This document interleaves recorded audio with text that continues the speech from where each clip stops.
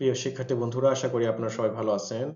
আসলে দীর্ঘদিন পরে আমি আপনাদের সামনে এসেছি। চাকরির ব্যস্ততার কারণে আমি আপনাদের সামনে আসতে পারিনি, এজন্য আন্তরিকভাবে দুঃখ প্রকাশ করছি।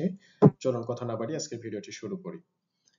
শিক্ষার্থী বন্ধুরা, আপনারা নিশ্চয়ই অবগত রয়েছেন যে গত নভেম্বর মাসে প্রাথমিক বিদ্যালয়ের সহকারী শিক্ষক নিয়োগ পরীক্ষার জন্য দুটি আলাদা নিয়োগ বিজ্ঞপ্তি প্রকাশিত হয়েছিল।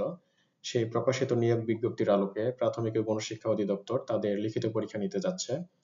এ সম্পর্কিত একটি বৈঠক আজকে অনুষ্ঠিত হয়েছে। তারা বলেছে যে আগামী 2026 সালের 2 জানুয়ারি তারিখে এই 2 ধাপের লিখিত পরীক্ষা অনুষ্ঠিত হবে। প্রাথমিক শিক্ষা অধিদপ্তরের নিয়োগ শাখার গবেষণা কর্মকর্তা মাহবুবুর রহমান এই তথ্যটি নিশ্চিত করেছেন।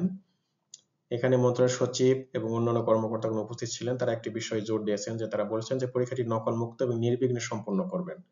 তো আমাদের পূর্ব অভিজ্ঞতা বলে যে প্রাথমিক বিদ্যালয়ের শিক্ষক নিয়োগ পরীক্ষা যতগুলি পরীক্ষা বিগত সময়ে অনুষ্ঠিত প্রায় প্রত্যেক বছরই কোনো না কোনো ধাপে প্রশ্ন আউট হয়েছে। তো এই বছর হবে কিনা আমরা জানি না। তারপর আমরা সাধারণ শিক্ষার্থী ভাই বোনেরা আপনারা যারা রয়েছেন ভালোভাবে প্রস্তুতি নিয়ে পরীক্ষার হলে যাবেন, বাকিটা উপরওয়ালার উপর ছেড়ে দিতে হবে।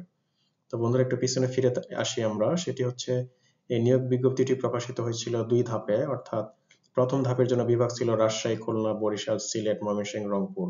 এটি 5 তারিখে প্রকাশিত হয়েছিল নভেম্বর মাসের। আর দ্বিতীয় ধাপ ছিল ঢাকা, চট্টগ্রাম। সেটি 12 নভেম্বর তারিখে প্রকাশিত হয়েছিল। এখন 2 ধাপে অনেক সংখ্যক আবেদন পড়েছে। প্রথম ধাপে পদ ছিল 10,219টি। সেখানে আবেদন জমা পড়েছিল 7,45,929টি, অর্থাৎ প্রত্যেক পদের জন্য 73 জন প্রার্থী প্রতিদ্বন্দ্বিতা করবেন। আর দ্বিতীয় ধাপে পদ ছিল 4,166টি। সেখানে আবেদন জমা পড়েছে 3,34,151টি। এখানে প্রত্যেক পদের জন্য 80 জন প্রার্থী প্রতিদ্বন্দ্বিতা করবেন।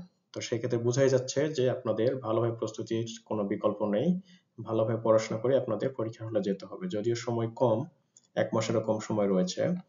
তো বন্ধুরা, আরেকটি বিষয় আপনাদের আমি জানাচ্ছি, সেটি হচ্ছে আপনারা নিশ্চয়ই জানেন যে 28 আগস্ট 2025 সালে একটি গেজেট বিজ্ঞপ্তি প্রকাশ হয়েছিল। সেখানে বলা ছিল যে সেখানে একটি বিধিমালা প্রকাশিত হয়েছিল, অর্থাৎ সরকারি প্রাথমিক বিদ্যালয়ের শিক্ষক নিয়োগ বিধিমালা 2025। এখানে অনেক বিষয় বলা ছিল যে শিক্ষক নিয়োগে কি কি শর্ত পূরণ করা হবে, কিভাবে পরীক্ষা নেবে, মানে কোন দপ্তর বা কে কারা পরীক্ষা নেবে, এই বিষয়গুলি ছিল। আমি এতগুলো বিষয় আলোচনা করছি না, সংক্ষিপ্তভাবে আপনাদের কিছু বিষয় একটু আমি জানিয়ে দিচ্ছি।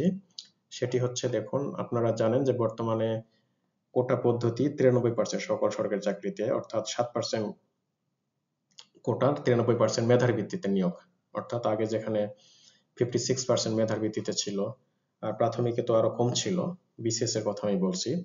তা আপনারা জানেন যে 93% পদ মেধাভিত্তিক অনুষ্ঠিত হবে। এই 93% এর মধ্যে আবার এখানে বিজ্ঞান বিভাগের স্টুডেন্টদের জন্য আছে, যারা অনার্সে বা স্নাতক পর্যায়ে বিজ্ঞানের সাবজেক্টে পড়াশোনা করছেন তাদের ক্ষেত্রে 20% রয়েছে, অর্থাৎ অগ্রাধিকার পাবেন। আর বাকি 80% অন্যান্য সাবজেক্টে। আর কোটার বিষয়ে আমরা তো জানি যে 5% হচ্ছে মুক্তিযোদ্ধাদের জন্য বা শহীদ মুক্তিযোদ্ধা বীরাঙ্গনা সন্তানদের মধ্যে হতে। আর 1% হচ্ছে ক্ষুদ্র নৃগোষ্ঠী, আর 1% হচ্ছে শারীরিক প্রতিবন্ধী এবং তৃতীয় লিঙ্গের প্রার্থীগণের মধ্যে। তো এখন আমরা আসি পরীক্ষা পদ্ধতি।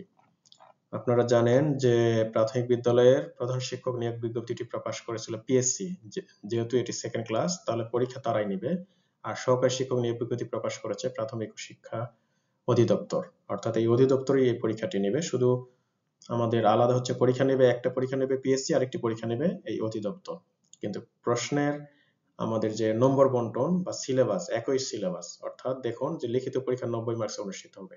দেখুন, বাংলা হচ্ছে 25, ইংরেজি 25, গণিত ও দৈনন্দিন বিজ্ঞান 20, সাধারণ বিজ্ঞান মানে সাধারণ জ্ঞান যেটি বাংলাদেশের আন্তর্জাতিক বিষয় হলে 20, এই 90 মার্কস। আর ভাইভা হবে 10 মার্কস। এখানে বলেছে সর্বনিম্ন পাস মার্কস 50%, কিন্তু 50% পাস মার্ক দিয়ে চাকরি পাওয়া কঠিন হয়ে যাবে। সেক্ষেত্রে অবশ্যই আপনাদের ভালোভাবে পড়াশোনা করে পরীক্ষা দিতে হবে, কারণ আপনারা জানেন অনেক পরীক্ষাতে অনেক আপনার বড় ধরনের একটা ফাইট হবে। সেক্ষেত্রে পড়াশোনার বিকল্প কিছু নেই। তো এই ক্ষেত্রে আমি মনে করি, ব্যক্তিগতভাবে মনে করি আমার বাস্তব জীবন অভিজ্ঞতা থেকে, যে সকল ছাত্রছাত্রী ভাই বোনেরা 3-4 বছর যাবত চাকরির পড়াশোনা করছেন তারা একটু এগিয়ে থাকবেন, কিন্তু যারা নতুন তারাও এগিয়ে থাকবেন। সেক্ষেত্রে যারা একটু কৌশলী হয়ে পড়াশোনা করবেন। তো বন্ধুরা, এই সম্পর্কে আমি একটি ভিডিও হয়তো খুব দ্রুতই আপলোড করার চেষ্টা করব। তো আপনাদের সবার জন্য শুভকামনা থাকবে, ভালোভাবে পড়াশোনা করে আপনারা প্রস্তুতি নিয়ে পরীক্ষা হলে যান। ইনশাল্লাহ আপনারা সফলতার মুখ দেখবেন এই প্রত্যাশা করে আজকে আমরা ভিডিওটি শেষ করছি। যদি ভিডিওটি ভালো লেগে থাকে আমার চ্যানেলটিকে সাবস্ক্রাইব করবেন, আমার ফেসবুক পেজটিকে ফলো করবেন। তো ধন্যবাদ।